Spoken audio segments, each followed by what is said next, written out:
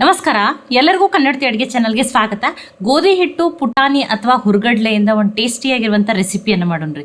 ಇದನ್ನು ನೀವು breakfast, lunch, dinner ಯಾವುದಕ್ಕಾದ್ರೂ ಮಾಡ್ಕೋಬೋದು, ಅಥವಾ ಮಕ್ಕಳಿಗೆ ಈ ರೀತಿ ಮಾಡಿ ಲಂಚ್ ಬಾಕ್ಸಲ್ಲಿ ಕೂಡ ಹಾಕಿ ಕೊಡ್ಬೋದು. ತುಂಬ ಸಿಂಪಲ್ ಅದ್ರಿ, ಟೇಸ್ಟ್ ಅಂತೂ ಅದ್ಭುತ.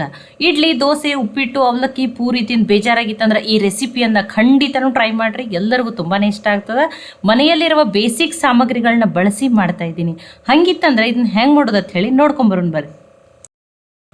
ಇಲ್ಲಿ ದೊಡ್ಡ ಬಟ್ಲೆ 2 ಬಟ್ಲಾಗಷ್ಟು ಸೋಸ್ ಇಟ್ಕೊಂಡಿರುವಂಥ ಗೋಧಿ ಹಿಟ್ಟನ್ನು ತೊಗೊಂಡಿನ್ರಿ. ಇನ್ನೂ ಹೆಲ್ದಿ ಬೇಕಂದ್ರೆ ನೀವು ಇಲ್ಲಿ ಮಲ್ಟಿಗ್ರೇನ್ ಆಟನ್ನಾದರೂ ತೊಗೋಬೋದು. ನೀವು ಯಾವುದೇ ರೀತಿ ಮೆಜರಿಂಗ್ ಕಪ್ಪನ್ನಾದ್ರೂ ಬಳಸ್ಕೋಬೋದು. ಇಲ್ಲ ನಾನು ದೊಡ್ಡ ಸ್ಪೂನಿಂದನೇ 1 ಸ್ಪೂನ್ ಆಗಷ್ಟೇ ಎಣ್ಣೆಯನ್ನು ಹಾಕ್ತಾ ಇದ್ದೀನಿ. ನೀವು ತುಪ್ಪನೂ ಹಾಕೋಬೋದು. ಈ ರೆಸಿಪಿಯನ್ನು ಅತಿ ಕಡಿಮೆ ಎಣ್ಣೆಯನ್ನು ಬಳಸಿ ಮಾಡ್ತಾ ಇದ್ದೀನಿ. ರುಚಿಗೆ ತಕ್ಕಷ್ಟು, ಆ ಹಿಟ್ಟಿಗೆ ತಕ್ಕಷ್ಟು ಉಪ್ಪನ್ನು ಹಾಕ್ರಿ. ಈಗ ಇದನ್ನು ಮಿಕ್ಸ್ ಮಾಡ್ಕೊತೀನಿ ರೀ. ಮಿಕ್ಸ್ ಮಾಡಿಬಿಟ್ಟು ಇದಕ್ಕೆ ಸ್ವಲ್ಪ ನೀರನ್ನು ಹಾಕಿಬಿಟ್ಟು ಡೈಲಿ ಚಪಾತಿಗೆ ಯಾವ ರೀತಿ ಹಿಟ್ಟನ್ನು ಕಲಸಿ ರೆಡಿ ಮಾಡ್ಕೋತಿರ್ಲ ಅದೇ ರೀತಿ ಮೆತ್ತಗನೆ ಕಲಿಸ್ಬಿಟ್ಟು ಹಿಟ್ಟನ್ನು ರೆಡಿ ಮಾಡ್ಕೋಬೇಕು ನೋಡ್ರಿ. ಒಮ್ಮೆಲೇನೂ ನೀರನ್ನು ಹಾಕಿವಾಗಲೂ ಕಲಿಸ್ಬಾರ್ದ್ರಿ.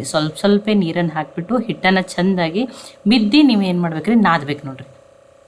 ನೋಡಿ, ಡೈಲಿ ಚಪಾತಿಗೆ ಯಾವ ರೀತಿ ಮಾಡ್ತಿರಲ್ಲ, ತುಂಬ ಗಟ್ಟಿನೂ ಅಲ್ಲ, ತುಂಬ ಸಾಫ್ಟನೂ ಅಲ್ಲ, ಆ ರೀತಿನೇ ಹಿಟ್ಟನ್ನು ಕಲಿಸಿ ರೆಡಿ ಮಾಡ್ಕೊರಿ. ಇದಕ್ಕೊಂದು ಸ್ವಲ್ಪ ಎಣ್ಣೆಯನ್ನು ಹಚ್ಚಿ ಈ ನಾದಿರುವ ಹಿಟ್ಟು ನೆನಿಲಿರಿ.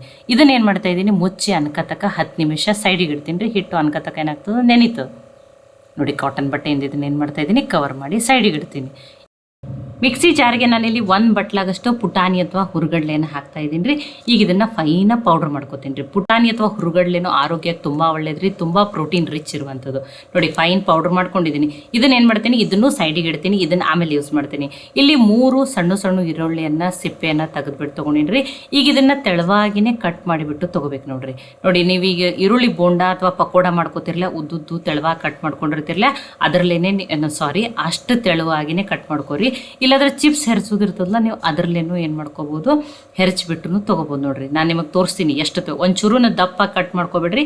ಎಷ್ಟು ತೆಳು ಕಟ್ ಮಾಡ್ಕೋತಿರಲ್ಲ, ಟೇಸ್ಟ್ ಅಷ್ಟೇ ಚೆನ್ನಾಗಿ ಬರ್ತದೆ. ಈ ರೀತಿ ಕಟ್ ಮಾಡಿಬಿಟ್ಟು ಎಲ್ಲನೂ ನೋಡಿ, ಆ ಈರುಳ್ಳಿ ಹೆಸರುಗಳನ್ನ ಈ ರೀತಿ ಸಪ್ರೇಟ್ ಮಾಡ್ಬೇಕು ನೋಡ್ರಿ. ಆದಷ್ಟು ನಾನು ಹೇಳ್ತಾ ಇದ್ದೀನಿ, ತೆಳುವಾಗಿನೇ ಕಟ್ ಮಾಡಿಬಿಟ್ಟು ತೊಗೋರಿ. ಇಲ್ಲ ಅಂತಂದ್ರೆ ಚಿಪ್ಸ್ ಹೆರಿಸ್ತೀವಲ್ಲ, ಅದರಲ್ಲೇನು ಒಂದು ಸೈಡ್ ಹಿಡಿದು ಈ ರೀತಿಯನ್ನು ನೋಡಿ, ಈ ರೀತಿನೂ ಹೆರಚಿಬಿಟ್ಟು ತೊಗೋಬೋದು. ಅವಾಗೂ ಇಷ್ಟು ತೆಳುವಾಗಿನೇ ಬರ್ತದೆ ನೋಡಿ. ಎಲ್ಲ ಈರುಳ್ಳಿಯನ್ನು ಉದ್ದುದ್ದಾಗಿ ತೆಳುವಾಗಿ ಕಟ್ ಮಾಡಿಬಿಟ್ಟು ತೊಗೊಂಡಿನ್ರಿ. ಮತ್ತು ಇವುಗಳನ್ನ ನೋಡ್ರಿ, ಎಲ್ಲ ಆ ಈರುಳ್ಳಿ ಹೆಸರುಗಳನ್ನ ಎಲ್ಲ ಸಪ್ರೇಟ್ ಮಾಡ್ಕೋಬೇಕ್ರಿ. ನೋಡಿ, ಸಪ್ರೇಟ್ ಮಾಡ್ಕೊಂಡಿದ್ದೀನಿ. ಈಗ ಇದನ್ನೇನು ಮಾಡ್ತೀನಿ ರೀ, ಈಗ ಇದನ್ನೆಲ್ಲ ಕಟ್ ಮಾಡಿರುವ ಈರುಳ್ಳಿಯನ್ನು ಈಗ ಬೇರೆ ಪಾತ್ರೆಗೆ ಹಾಕೊಂಡ್ರಿ. ನೋಡಿ, ಬೇರೆ ಪಾತ್ರೆಗೆ ಹಾಕೊಂಡಿದ್ದೀನಿ. ಈಗ ಇದಕ್ಕೆ ಉಳಿದಿರುವ ಸಾಮಗ್ರಿಗಳನ್ನ ಹಾಕ್ತೀನಿ ನೋಡಿ. 3 ಈರುಳ್ಳಿಯನ್ನು ಸಣ್ಣ ಸೈಜ್ ಇದ್ದವತ್ತು 3 ತೊಗೊಂಡಿದ್ದೀನಿ. ನೀವು ದೊಡ್ಡ ಈರುಳ್ಳಿ ಇದ್ದರೆ 2 ಈರುಳ್ಳಿನೇ ತೊಗೊರಿ. ಇದಕ್ಕೆ ಅರ್ಧ ಟೀ ಸ್ಪೂನ್ ಆಗಷ್ಟೇ ಜೀರಿಗೆ ಪುಡಿಯನ್ನು ಹಾಕ್ತಾ ಇದ್ದೀನಿ, ಹುರಿದಿರುವ ಜೀರಿಗೆ ಪುಡಿ. ಅರ್ಧ ಟೀ ಸ್ಪೂನ್ ಆಗಷ್ಟೇ ಧನಿಯಾ ಪೌಡ್ರನ್ನ ಹಾಕ್ತಾ ಇದ್ದೀನಿ. ಅರ್ಧ ಟೀ ಸ್ಪೂನ್ ಆಗಷ್ಟೇ ಗರಂ ಮಸಾಲನ ಹಾಕ್ತಾ ಇದ್ದೀನಿ. 1/4 ಟೀ ಸ್ಪೂನ್ ಆಗಷ್ಟೇ ನಾನಿಲ್ಲಿ ಚಾಟ್ ಮಸಾಲನ ಹಾಕ್ತಾ ಇದ್ದೀನಿ. ನೀವು ಅಮ್ಚೂರ್ ಪೌಡ್ರನ್ನಾದರೂ ಹಾಕೋಬೋದು, 1 ಸ್ಪೂನ್ ಆಗಷ್ಟೇ ನಿಂಬೆ ರಸನಾದ್ರೂ ಹಾಕೋಬೋದು. 1/4 ಟೀ ಸ್ಪೂನ್ ಆಗಷ್ಟೇ ಅರಿಶಿಣ, ಅರ್ಧ ಟೀ ಸ್ಪೂನ್ ಆಗಷ್ಟೇ ರೆಡ್ ಚಿಲ್ಲಿ ಪೌಡ್ರನ್ನ ಹಾಕ್ತಾ ಇದ್ದೀನಿ. ಖಾರ ನೀವು ನೋಡಿಬಿಟ್ಟು ಹಾಕೋರಿ. ರುಚಿಗೆ ತಕ್ಕಷ್ಟು ಉಪ್ಪನ್ನು ಹಾಕ್ತಾ ಇದ್ದೀನಿ. 1 ಟೀ ಸ್ಪೂನ್ ಆಗಷ್ಟೇ ಇಲ್ಲಿ ಕಸೂರಿ ಮೆಂತ್ಯನ, ದೊಡ್ಡ ಸ್ಪೂನಿಂದನೇ 1 ಸ್ಪೂನ್ ಆಗಷ್ಟು ಹಾಕಿದ್ದೀನಿ. ಕಸೂರಿ ಮೆಂತ್ಯನ ಹಾಕ್ತಾ ಇದ್ದೀನಿ. ಕಸೂರಿ ಮೆಂತ್ಯ ಹಾಕಿರಿ, ಟೇಸ್ಟ್ ಚೆನ್ನಾಗಿ ಬರ್ತದೆ. ಇಲ್ಲಾಂದ್ರೆ ನೀವು ಕೊತ್ತಂಬರಿ ಸೊಪ್ಪನ್ನು ಸಣ್ಣದಾಗಿ ಕಟ್ ಮಾಡಿ ಹಾಕಿರಿ. ಅರ್ಧ ಟೀ ಸ್ಪೂನ್ ಆಗಷ್ಟೇ ಎಣ್ಣೆಯನ್ನು ಹಾಕಿಬಿಟ್ಟು ನೋಡಿ, ನೀಟಾಗಿ ಇದನ್ನೆಲ್ಲನೂ ಕಲಿಸ್ಬಿಟ್ಟು ತೊಗೋಬೇಕು ನೋಡ್ರಿ. ಆ ಈರುಳ್ಳಿ ಉಪ್ಪೆಲ್ಲ ಹಾಕಿರೋದ್ರಿಂದ ಅದು ನೀರು ಬಿಡಬೇಕು. ಅಲ್ಲಿವರೆಗೂ ನೀವೇನು ಮಾಡಿರಿ, ಚೆನ್ನಾಗಿ ಅದನ್ನು ಭಾರ ಹಾಕಿ ಕಿವುಚ್ಬಿಟ್ಟು ಎಲ್ಲನೂ ಮಸಾಲೆ ಆ ಈರುಳ್ಳಿ ಜೊತೆ ಮಿಕ್ಸ್ ಆಗೋವರೆಗೂ ನೋಡಿ ಮಿಕ್ಸ್ ಮಾಡಿಬಿಟ್ಟು ತೊಗೋಬೇಕು ನೋಡಿ. ಈಗ ಈರುಳ್ಳಿನೂ ಸಾಫ್ಟೂ ಆಗೈತಿ ಮತ್ತು ನೀರೂ ಬಿಟ್ಟದ್ರಿ. ಈಗ ಏನು ಮಾಡಬೇಕು, ನೀವು ಆ ಮಾಡಿಟ್ಕೊಂಡಿರುವಂಥ ಪುಟಾಣಿ ಅಥವಾ ಹುರುಗಡ್ಲೆ ಪೌಡ್ರನ್ನ ಹಾಕ್ಬೇಕ್ರಿ. ನೋಡಿ, ನಾನು ನಿಮಗೆ ಎಲ್ಲಿವರೆಗೂ ಹಾಕ್ಬೇಕಾದ್ರೆ ಇದ್ರೊಳಗಿನ ಸ್ವಲ್ಪ ಪುಟಾಣಿ ಇಷ್ಟ ಅಷ್ಟೇ ಉಳಿಸೋತೀವಿ. ನೀವು ಉಂಡೆ ಥರ ಆಗಬೇಕಾದ ಕಟ್ಟಕ್ಕೆ ಅಲ್ಲಿವರೆಗೂ ಆ ಪುಟಾಣಿ ಹಿಟ್ಟನ್ನು ಹಾಕಿಬಿಟ್ಟು ಮಿಕ್ಸ್ ಮಾಡ್ಕೋಬೇಕು ನೋಡ್ರಿ. ನೋಡಿ, ಅಷ್ಟು ಉಳಿದದ್ರಿ ಇದ್ರೊಳಗಿನ. ನೋಡಿ, ಗಟ್ಟಿ ಆಗಬೇಕು ನೋಡಿ. ನೀವು ಕೈಯಲ್ಲಿ ಈ ರೀತಿ ಉಂಡೆ ಆಗ್ಬೇಕು ನೋಡ್ರಿ. ಅಲ್ಲಿವರೆಗೂ ಏನು ಮಾಡಿರಿ, ಆ ಪುಟಾಣಿ ಹಿಟ್ಟನ್ನು ಹಾಕಿಬಿಟ್ಟು ತೊಗೊರಿ. ತುಂಬ ಮೆತ್ತಗೆ ಮಾಡ್ಕೋಬಾರ್ದ್ರಿ, ಈ ರೀತಿನೇ ಇರಬೇಕು ನೋಡಿ. ಉಂಡೆ ಕಟ್ಟುವಷ್ಟು ಬರೋಷ್ಟು ನೀವು ಏನು ಮಾಡಬೇಕು, ಆ ಹುರುಗಡ್ಲೆ ಹಿಟ್ಟನ್ನು ಹಾಕಿ ಮಿಕ್ಸ್ ಮಾಡ್ಕೊ ನೋಡಿ. ಅಷ್ಟು 3 ಈರುಳ್ಳಿ ಒಳಗೆ 4 ಏನಾಗ್ಯಾವ ಉಂಡೆ ಈ ರೀತಿ ರೆಡಿ ಆಗ್ಯಾವ್ರಿ. ಇದನ್ನು ರೆಡಿ ಮಾಡ್ಕೊಂಡಿದ್ದೀನಿ. ಇದನ್ನು ಅನ್ಕತಕ್ಕ ಏನು ಮಾಡೋಣ, ಈಗ ಮಸಾಲೆ ಎಲ್ಲ ಹಾಕಿಬಿಟ್ಟು ಇದು ರೆಡಿ ಆಗಿದ್ರಿ. ಈಗ ಇದನ್ನು ಸೈಡಿಗೆ ಇಡೋಣ. ಇದನ್ನು ಏನು ಮಾಡೋಣ, ಆಮೇಲೆ ಯೂಸ್ ಮಾಡೋಣ. ಈಗ ಹಿಟ್ಟು ನೆಂದಿರ್ತದೆ ರೀ, 10 ನಿಮಿಷ ಆಗೈತೆ ನೋಡಿ. ಡೈಲಿ ಚಪಾತಿಗೆ ಅಷ್ಟಲ್ಲ, ಅಷ್ಟನ್ನು ಗಟ್ಟಿನೂ ಬೇಡ, ತುಂಬ ಗಟ್ಟಿಯಾಗಿ ಬರ್ತಾವೆ ಪರಾಠ. ಆಮೇಲೆ ಅದಕ್ಕೆ ಹಿಟ್ಟು ಎಷ್ಟು ಮೆತ್ತಗಿರ್ತದಲ್ಲ, ಪರಾಠನೂ ಏನಾಗ್ತಾವೆ ಅಷ್ಟು ಸಾಫ್ಟಾಗಿನೇ ಬರ್ತಾವೆ. ಈಗ ನೋಡಿ, ಈಗ ಚಪಾತಿಗೆ ಯಾವ ರೀತಿ ಎಷ್ಟು ಉಳ್ಳಿಗಳನ್ನ ತೊಗೋತಿರ್ಲ, ಕೈಗೆ ಎಣ್ಣೆ ಹಚ್ಚಿಬಿಟ್ಟು ಅಷ್ಟು ಉಳ್ಳಿಯನ್ನು ತೊಗೊಂಡಿದ್ದೀನಿ ನೋಡಿರಿ. ನೋಡಿ, ಸಣ್ಣ ಚಪಾತಿಗೆ ಏನು ತೊಗೊಂಡಿರ್ತೀವಲ್ಲ ಅಷ್ಟೇ.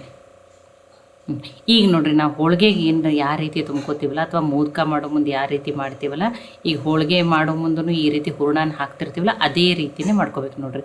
ಕೈಯಿಂದ ಫಸ್ಟ್ ಈ ರೀತಿ ದೊಡ್ಡದಾಗಿ ಮಾಡಿಬಿಟ್ಟು ನೋಡಿ ಅದರೊಳಗಿಂದ ಆಮೇಲೆ ಸ್ಟಫಿಂಗನ್ನು ಹಾಕಿಬಿಟ್ಟು ಈ ರೀತಿ ಏನು ಮಾಡಿರಿ ಪ್ಯಾಕ್ ಮಾಡಿಬಿಟ್ಟು ತೊಗೊರಿ. ನೋಡಿ ನಾನು ನಿಮಗೆ ಇನ್ನೊಂದು ಬಾರಿನೂ ಈ ರೀತಿ ಮಾಡೋದನ್ನು ತೋರಿಸ್ತೀನಿ ನೋಡಿರಿ. ನಿಮ್ಗೆ ತುಂಬ ಈಸಿ ಅದ್ರಿ ಇದು. ಹೋಳಿಗೆ ಅಥವಾ ಮೋದಕ ಮಾಡ್ಕೊತಿರ್ತೀವಲ್ಲ ಅದೇ ರೀತಿ ನೋಡಿ ಉಳಿದಿರುವ ಎಕ್ಸ್ಟ್ರಾ ಹಿಟ್ಟನ್ನು ಅಲ್ಲೇ ಮಡಚಿಬಿಟ್ಟು ಹಾಕ್ತಾಯಿದ್ದೀನಿ ನೋಡಿ ಕೈಯಿಂದ ಈ ರೀತಿ ಅಂಗೈಯಿಂದ ನೀಟಾಗಿ ಪ್ರೆಸ್ ಮಾಡಿರಿ. ನೋಡಿ ನಾನು ನಿಮಗೆ ಲಟ್ಟಿಸ್ಬಿಟ್ಟು ತೋರಿಸ್ತೇನೆ. ನೋಡಿ ನೀಟಾಗಿ ಎಲ್ಲ ಕಡೆ ಪ್ಯಾಕ್ ಮಾಡ್ಕೊಂಡಿದ್ದೀನಿ. ಈಗ ಇದಕ್ಕೆ ಏನು ಮಾಡ್ತಾಯಿದ್ದೀನಿ, ಟೇಸ್ಟ್ ಇನ್ನೂ ಚೆನ್ನಾಗಿ ಬರ್ತದೆ, ಕ್ಯಾಲ್ಸಿಯಮ್ನು ಜಾಸ್ತಿ ಇರ್ತದೆ ಅಂತ ಹೇಳಿ ಕಪ್ ಎಳ್ಳನ್ನು ಹಾಕ್ತಾಯಿದ್ದೀನಿ. ನೀವು ಬಿಳಿ ಎಳ್ಳನ್ನಾದ್ರೂ ಹಾಕೋಬೋದು. ಇದಕ್ಕೊಂದು ಸ್ವಲ್ಪ ಇನ್ನೊಂದು ಸ್ವಲ್ಪ ಗಾರ್ನಿಷ್ ಸಲುವಾಗಿ ಕೊತ್ತಂಬರಿ ಸೊಪ್ಪನ್ನು ಹಾಕ್ತಾಯಿದ್ದೀನಿ ನೋಡಿ. ಈಗ ನೋಡಿ ಆ ಗೋಧಿ ಹಿಟ್ಟನ್ನು ಹಾಕಿಬಿಟ್ಟು ಲಟ್ಟಿಸ್ಬಿಟ್ಟು ತೊಗೋತೀನಿ. ಫಸ್ಟ್ ನೋಡಿ ಅಂಟಕತ್ತದಲ್ಲ ನೋಡಿ, ನೀವು ಡೈರೆಕ್ಟ್ ಗ್ಯಾಸ್ ಕಟ್ಟಿ ಮೇಲೂ ಲಟ್ಟಿಸ್ಬಿಟ್ಟು ತೊಗೋಬೋದು. ನಾನು ಚಪಾತಿ ಮಾಡೋ ತಗಡ ಮೇಲೆ ಲಟ್ಟಿಸ್ತಾ ಇದ್ದೀನಿ. ಹಿಟ್ಟನ್ನು ಹಾಕಿಬಿಟ್ಟು ಈ ರೀತಿ ಅಂಗೈದಿಂದ ನೀಟಾಗಿ ಒತ್ತಿಬಿಟ್ಟು ತೊಗೋರಿ. ನೋಡಿ ಎಲ್ಲ ಕಡೆ ಆವಾಗ ಏನಾಗ್ತೈತಿ, ಹಾಕಿರುವ ಸ್ಟಫಿಂಗ್ ಎಲ್ಲ ದಂಡಿಯವರೆಗೂ ನೀಟಾಗಿ ಏನಾಗ್ತದೆ ರೀ ಸ್ಪ್ರೆಡ್ ಆಗ್ತದೆ. ಇದೇ ರೀತಿನೇ ಮಾಡ್ಕೊರಿ. ಒಮ್ಮೆಲೆ ಏನು ಮಾಡಬೇಡ್ರಿ, ಲಟ್ಸಕ್ಕೆ ಹೋಗ್ಬೇಡ್ರಿ. ಒಂದು ಸಣ್ಣ ಹಪ್ಪಳದಷ್ಟೇ ಈ ರೀತಿ ಅಂಗೈಯಿಂದ ಒತ್ತಿ ನೀಟಾಗಿ ಇದು ಮಾಡಿ ತೊಗೋರಿ. ಆಮೇಲೆ ನೋಡಿರಿ, ಆಮೇಲೆ ಇನ್ನೊಂದು ಚೂರೇ ಹಿಟ್ಟು ಹಾಕಿಬಿಟ್ಟು ಒಂದು ಚೂರೂ ಭಾರ ಹಾಕ್ಬೇಡ್ರಿ. ಭಾರ ಹಾಕ್ಲಾರದೇ ಸಾವಕಾಶನೇ ಇದನ್ನು ಲಟ್ಟಿಸ್ಬಿಟ್ಟು ತೊಗೋರಿ. ತುಂಬ ಭಾರ ಈ ರೀತಿ ಇದ್ದಾಗ ತುಂಬ ಭಾರ ಹಾಕಿನೂ ಲಟ್ಟಿಸ್ಬಾರ್ದ್ರಿ, ಇಲ್ಲಾಂದರೆ ಏನಾಗ್ತದೆ ಸ್ಟಫಿಂಗ್ ಎಲ್ಲ ಹೊರಗಡೆ ಬರ್ತದೆ. ನೋಡಿ ಇಷ್ಟೇ ಸಾವಕಾಶನೇ ನೀವೇನು ಮಾಡಬೇಕು, ಭಾರ ಹಾಕದೇ ಲಟ್ಟಿಸ್ಬಿಟ್ಟು ತೊಗೋರಿ. ನೋಡಿ ಒಂದನ್ನು ನಿಮಗೆ ಮಾಡಿ ಲಟ್ಟಿಸ್ಬಿಟ್ಟು ತೋರಿಸಿದ್ದೀನಿ, ಇನ್ನೊಂದನ್ನು ನಾನು ನಿಮಗೆ ತುಂಬಿ ಲಟ್ಟಿಸ್ಬಿಟ್ಟು ತೋರಿಸ್ತೀನಿ ನೋಡಿ ಯಾವುದೇ ರೀತಿಯೂ ಒಂದು ಚೂರೂ ಸ್ಟಫಿಂಗ್ ಹೊಡೆದು ಹೊರಗಡೆ ಬಂದಿಲ್ಲ. ಇನ್ನೊಂದನ್ನು ತೋರಿಸ್ತೀನಿ ನೋಡಿರಿ. ಇಲ್ಲ ನಿಮಗೆ ಈ ರೀತಿ ಕೈಯಲ್ಲಿ ತುಂಬಕ್ಕೆ ಬರಲ್ಲ ಅಂದ್ರೆ ಒಂದು ಸ್ವಲ್ಪ ಇದಕ್ಕಿಂತ ಚೂರು ದೊಡ್ಡದಾಗಷ್ಟು ಅಲ್ಲೇ ಲಟ್ಟಿಸ್ಬಿಟ್ಟು ಆಮೇಲೆ ಸ್ಟಫಿಂಗನ್ನು ಹಾಕಿಬಿಟ್ಟು ನೀವು ಪ್ಯಾಕ್ ಮಾಡ್ಬೋದು ನೋಡಿರಿ. ಯಾವ ರೀತಿ ನಿಮಗೆ ಈಸಿ ಆಗ್ತದಲ್ಲ ನೀವು ಆ ರೀತಿ ಮಾಡ್ಕೊರಿ. ನಾವಂತೂ ಯಾವಾಗಲೂ ಹೋಳಿಗೆ ಸುಮಾರು ಶೇಂಗಾ ಹೋಳಿಗೆ ಹೂರ್ಣ ಹೋಳಿಗೆ ಮಾಡಿ ನಾವು ತುಂಬಿ ಪ್ರಾಕ್ಟೀಸ್ ಇರ್ತದೆ ನೋಡಿ. ಈ ಬರೋರಿಗಂತೂ ಈಸಿಲಿ ಬಂದೇ ಬರ್ತದೆ. ಇಲ್ಲಾಂದ್ರೆ ನೀವು ಇನ್ನೊಂದು ಚೂರು ಇದನ್ನು ದೊಡ್ಡ ತಗಡ ಮೇಲೆ ಲಟ್ಟಿಸ್ಬಿಟ್ಟು ಆವಾಗ ಸ್ಟಫಿಂಗನ್ನು ಹಾಕಿಬಿಟ್ಟು ಪ್ಯಾಕನ್ನು ಮಾಡ್ಕೊಬೋದು ನೋಡಿ. ಎರಡನ್ನು ಮಾಡಿಬಿಟ್ಟು ತೋರಿಸಿದ್ದೀನಿ ನೋಡಿರಿ. ಇಲ್ಲಿ ನಿಮ್ಮ ಕಡೆ ಕಪ್ ಎಳ್ಳಿಲ್ಲ ಅಂದರೆ ನೀವು ಬಿಳಿ ಎಳ್ಳನ್ನಾದರೂ ಹಾಕೋಬೋದು, ಅಥವಾ ಯಾವುದೂ ಬೇಡ ಪ್ಲೇನ್ ಹಾಕಿನೇ ಲಟ್ಟಿಸ್ತೀರಂದ್ರೂ ಹಾಗೇನೂ ನೀವು ಲಟ್ಟಿಸ್ಬಿಟ್ಟು ತೊಗೋಬೋದು ನೋಡಿ. ಹಾಕಿದ್ಮೇಲೆ ಇಮ್ಮಿಡಿಯೇಟ್ ಈ ರೀತಿ ಮಾಡಿದ್ಮೇಲೆ ಒಮ್ಮೆಲೆ ಲಟ್ಸಕ್ಕೆ ಹೋಗ್ಬೇಡ್ರಿ. ನೀವು ನೋಡಿ ಕೈಯಿಂದ ಅಥವಾ ಅಂಗೈಯಿಂದ ಈ ರೀತಿ ನೀಟಾಗಿ ಪ್ರೆಸ್ ಮಾಡಿರಿ. ಸ್ಟಫಿಂಗ್ ಎಲ್ಲ ದಂಡಿವರೆಗೂ ಹೋಗ್ತದೆ. ಆಮೇಲೆ ಏನು ಮಾಡಿರಿ, ಲಟ್ಟಿಸ್ಬಿಟ್ಟು ತೊಗೊರಿ. ನೋಡಿ ಎರಡನ್ನು ನಿಮಗೆ ಲಟ್ಟಿಸ್ಬಿಟ್ಟು ತೋರಿಸಿದ್ದೀನಿ. ಆಲ್ರೆಡಿ ತವೆಯನ್ನು ಕಾಯ್ಲಿಕ್ಕೆ ಇಟ್ಟಿನಿ. ತವೆನೂ ಚೆನ್ನಾಗಿ ಕಾಯ್ದದ. ಇಡ್ಲಿ, ದೋಸೆ, ಉಪ್ಪಿಟ್ಟು, ಅವಲಕ್ಕಿ ಅಥವಾ ಪರಾಟ, ದಪಾಟಿಗಳನ್ನ ಮಾಡಿರ್ತೀರಿ. ಈ ರೀತಿ ಪುಟಾಣಿ ಹಿಟ್ಟು ಅಥವಾ ಹುರುಗಡ್ಲೆ ಹಿಟ್ಟನ್ನು ಹಾಕಿಬಿಟ್ಟು ಪರಾಟನ ಮಾಡ್ಕೊರಿ. ತುಂಬಾ ಟೇಸ್ಟಿನೂ ಆಗಿರ್ತಾವೆ, ಆರೋಗ್ಯಕ್ಕೂ ತುಂಬಾ ಒಳ್ಳೆಯದು. ಅಥವಾ ಈ ರೀತಿ ಹೆಲ್ದಿಯಾಗಿ ಮಾಡಿ ಮಕ್ಕಳಿಗೆ ಲಂಚ್ ಬಾಕ್ಸಲ್ಲಿ ಕೂಡ ಹಾಕಿ ಕೊಡ್ಬೋದು ನೋಡಿ. ಎರಡನ್ನು ಎಲ್ಲೂ ಸ್ಟಫಿಂಗ್ ನೋಡಿ ಹೊರಗಡೆ ಬಂದಿಲ್ಲ. ಈಗ ಇದನ್ನು ಬೇಯಿಸ್ಬಿಟ್ಟು ತೊಗೊಳ್ಳೋಣ. ನಿಮ್ಗೆ ಎಣ್ಣೆನೇ ಬೇಡ ಅಂದ್ರೆ ನೀವೇನು ಮಾಡ್ಬೋದು, ತುಪ್ಪ ಹಾಕಿಬಿಟ್ಟು ಬೇಯಿಸ್ಬಿಟ್ಟು ತೊಗೋಬೋದು ನೋಡಿ ಎಷ್ಟು ಚೆನ್ನಾಗಿ ಬಂದದ್ದು. ಎಲ್ಲೋ ಏನು ನೋಡಿ ಯಾವುದೇ ರೀತಿ ಹರಿದಿಲ್ಲ ಏನಿಲ್ಲ, ಎಷ್ಟು ನೀಟಾಗಿ ಬಂದದ್ದು ನೋಡ್ರಿ. ಈಗ ಒಂದನ್ನು ಬೇಯಿಸ್ಬಿಟ್ಟು ತೊಗೊಂಡಿದ್ದೀನಿ. ಅದು ಇನ್ನೊಂದನ್ನು ಏನು ಲಟ್ಟಿಸ್ಬಿಟ್ಟು ಇಟ್ಟಿನಲ್ರಿ ಅದನ್ನು ಬೇಯಿಸ್ಬಿಟ್ಟು ತೊಗೋತೀನಿ ನೋಡಿ. ಇದು ಒಂದು ಮಾಡ್ಕೊಂಡ್ರೆ ಸಾಕ್ರಿ. ಯಾವುದೇ ರೀತಿ ಮೊಸರು, ಚಟ್ನಿ, ಪಲ್ಯ ಏನೂ ಬೇಡ, ಎರಡನ್ನೂ ಮಾಡ್ಕೊಂಡಿದ್ದೀನಿ. ಇದಕ್ಕೊಂದು ಸ್ವಲ್ಪ ಬಿಸಿ ಇರುವಾಗಲೇ ಬೆಣ್ಣೆ ಅಥವಾ ತುಪ್ಪ ಹಾಕ್ಕೊಂಡು ಬಿಡ್ತೀನಿ ರೀ.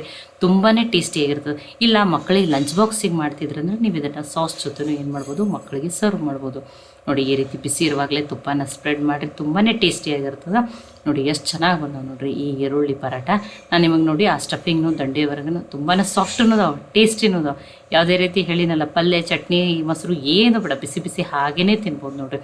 ಇನ್ನೊಂದನ್ನು ಕಟ್ ಮಾಡಿ ನೋಡಿ ಸ್ಟಫಿಂಗ್ ಎಷ್ಟು ದಂಡೆವರೆಗೂ ಎಷ್ಟು ನೀಟಾಗಿ ಟೇಸ್ಟಿನೂ ಅದ, ಹೆಲ್ದಿನೂ ಅದ. ಕಡಿಮೆ ಮನೆಯಲ್ಲಿರುವ ಬೇಸಿಕ್ ಸಾಮಗ್ರಿಗಳನ್ನ ಬಳಸಿ ಮಾಡ್ತಾಯಿದ್ದೀನಿ. ತುಂಬ ಟೇಸ್ಟಿಯಾಗಿರುವಂಥ ರೆಸಿಪಿ ರೀ ನೋಡಿ. ಸ್ಟಫಿಂಗ್ ಅಂತ ತೋರಿಸ್ತಾ ಇದ್ದೀನಿ ನೋಡಿರಿ. ಎಷ್ಟು ನೀಟಾಗಿ ಎಲ್ಲ ಕಡೆನೂ ಏನಾಗೈತಿ ಸ್ಪ್ರೆಡ್ ಆಗೈತಿ. ತುಂಬದ ಮೇಲೆ ಒಮ್ಮೆಲೆ ಲಟ್ಟಿಸ್ಕೊಬೇಡ್ರಿ. ಅಂಗೈಯಿಂದ ನೀಟಾಗಿ ಪ್ರೆಸ್ ಮಾಡಿಬಿಟ್ಟೇ ಹಗುರವಾಗಿ ಲಟ್ಟಿಸ್ರಿ ನೋಡಿ. ತುಂಬ ಟೇಸ್ಟಿಯಾಗಿರುವಂಥ ಬಿಸಿ ಬಿಸಿ ಈರುಳ್ಳಿ ಪರಾಟ, ಹುರುಗಡ್ಲೆ ಹಿಟ್ಟು, ಪುಟಾಣಿ ಹಿಟ್ಟು ಹಾಕಿ ಮಾಡಿರಿ. ತುಂಬಾ ಟೇಸ್ಟಿಯಾಗಿರ್ತವೆ. ಈ ರೆಸಿಪಿ ನಿಮ್ಗೆ ಇಷ್ಟ ಆಗಿತ್ತಂದ್ರೆ ಲೈಕ್ ಮಾಡಿ, ಶೇರ್ ಮಾಡಿ, ಕಮೆಂಟ್ ಮಾಡಿರಿ. ಖಂಡಿತ ಟ್ರೈ ಮಾಡಿ ಹೆಂಗೆ ಬಂದಿತ್ತು ಅಂತ ಹೇಳಿ ನನಗೆ ಕಮೆಂಟ್ ಮಾಡಿ ತಿಳಿಸ್ರಿ. ಒಮ್ಮೆ ಮಾಡ್ಕೋರಿ, ಖಂಡಿತ ಪದೇ ಪದೇ ಮಾಡ್ಕೋತೀರಿ. ಮತ್ತೆ ಒಳ್ಳೆ ಹೊಸ ರೆಸಿಪಿಗಳಿಗಾಗಿ ಕನ್ನಡತಿ ಅಡುಗೆ ಚಾನಲನ್ನು ಸಬ್ಸ್ಕ್ರೈಬ್ ಮಾಡಿ, ಬೆಲ್ ಐಕಾನ್ ಪ್ರೆಸ್ ಮಾಡಿರಿ. ಮತ್ತೊಮ್ಮೆ ಎಲ್ಲರಿಗೂ ಧನ್ಯವಾದಗಳು. ನಾಳೆ ಮತ್ತೆ ನಿಮ್ಮ ಜೊತೆ ಹೊಸ ರೆಸಿಪಿ ಜೊತೆ ಸಿಗೋಣ.